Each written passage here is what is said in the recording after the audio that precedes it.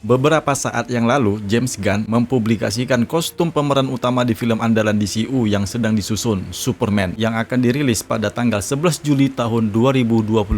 Tidak sedikit yang menuai komentar tentang penampakan kostum tersebut. David Corenswet sebagai Clark Kent alias Superman sedang mengenakan sepatu botnya dan terlihat kostumnya yang longgar dan lusuh. Para penggemar pun terpecah belah, ada yang pro dan ada yang kontra, bahkan ada yang biasa-biasa saja setelah melihat foto kostum Superman yang baru. Meskipun syuting film Superman tengah berjalan, para fans tentu saja menantikan film pembuka era baru DCU Gods and Monsters. Menurut James Gunn, para kru film Superman telah mengambil adegan pertama Superman di Salvat, di mana adegan Superman sedang melarikan diri ke Fortress of Solitude. Terlepas dari itu, kostum Superman yang dikenakan David Corenswet membuat para fans menjadi terpecah belah. Dari gambar tersebut menunjukkan seorang Superman tidak mewujudkan harapan dan kecerahan yang sangat diharapkan oleh penonton nantinya. Ada beberapa pembicaraan yang memecah belah tentang kostum baru Superman. Beberapa penggemar menganggapnya sangat bagus, tapi yang lainnya juga menganggap sebagai kekecewaan yang aneh.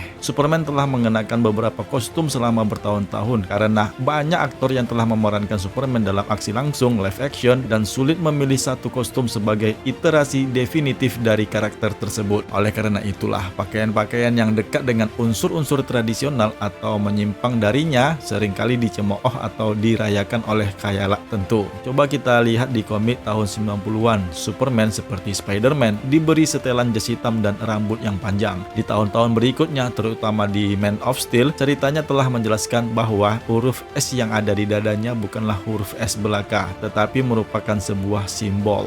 What's the S stand for? It's not an S. On my world, it means hope.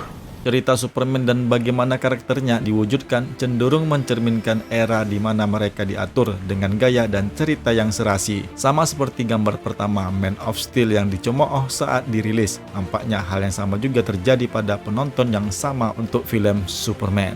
James Gunn pun tentu tidak sembarangan juga kan untuk membuat kostum itu dengan desain yang diambil dari beberapa referensi buku komik DC. Dari kerahnya yang mengambil era komik DC di era New 52, logo S-nya yang diambil dari Superman Kingdom Come, dan hampir mirip dengan logo Superman di Earth 2 yang juga ada di era New 52. Dulu pun juga nih, si Henry Cavill mengenakan kostum Superman juga dikomentarin dengan kostum yang tidak sesuai dengan selera pasar penggemar. Tidak hanya Henry Cavill, Brandon Routh, Taylor Hoechlin, meskipun hanya di series, para fans tetap saja berkomentar mengenai kostum Superman yang mereka perankan. Tapi yang perlu diperhatikan dalam perbedaan pandangan fans mengenai kostum Superman yang baru ini, sebelum film Superman akan dirilis, sulit untuk mengetahui secara tepat bagaimana kostum itu akan digunakan. Konteksnya adalah kunci untuk memahami setelan apapun yang dikenakan Man of Steel akan diketahui setelah trailer atau teasernya akan dirilis. Mengenai kapan trailer pertama Superman akan dirilis, sepertinya akan dikeluarkan pada acara New York Comic Con yang akan diadakan akhir tahun 2024